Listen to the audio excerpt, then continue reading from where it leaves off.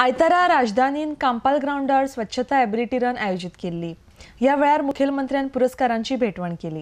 वो स्ट्रॉन्ग है क्योंकि हमारा मकसद ये है कि हम हर उस छोटे शहर में जाएं और वहाँ की जनता के साथ साथ वहाँ के जो दिव्यांग जन हैं उनको एक प्लेटफॉर्म दें ताकि वो अपनी क्षमताओं को आके आम जनता के बीच में उसका मुजाहरा करें, वो दिखाएं कि हम कितनी एबिलिटी रखते हैं।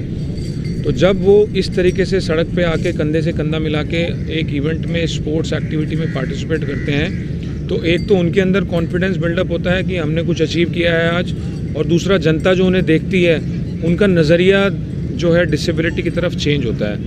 वो एक डिसेबल, अपंग, अपाहिज, दूसरे के ऊपर डिपेंडेंट वाले नज़रिए से एक इंस्पिरेशनल वाला नज़रिया बन जाता है कि ये लोग जो काम हम नहीं सोच पा रहे थे हम भी नहीं कर पाते हैं। कई लोग हट्टे कट्टे होने के बावजूद 10 किलोमीटर नहीं भाग पाते हैं, तो वो काम वो विद लिमिटेड मोबिलिटी कर पा रहे हैं, तो इसका मतलब कि वो ज़्यादा क्षमताएं रखते हैं। दुस्मना कडेन झुजताना हुतात्मो जाय नासतना शत्रूक ठार मारपाचेर चड भर दिवची म्हण आपूण संरक्षण मंत्री आसतना सैनिकांक सदांच सांगतालो, अशें मुखेलमंत्र्यान पणजे ह्या कार्यक्रमा वेळार आयतारा Sangla.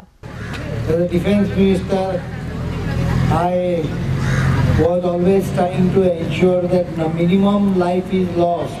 In fact, I told soldiers their martyrdom is great.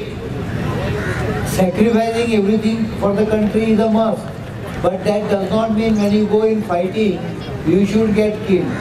Kill your enemies. That is what should be the target. And I think Indian Army is doing that job very well. So again, organizers are congratulated.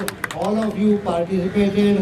I congratulate particularly those Divyangs who completed the run. They deserve a pat on the back. RDX Goa खातीर पणजेच्यान chief reporter केंझल Rodrigues.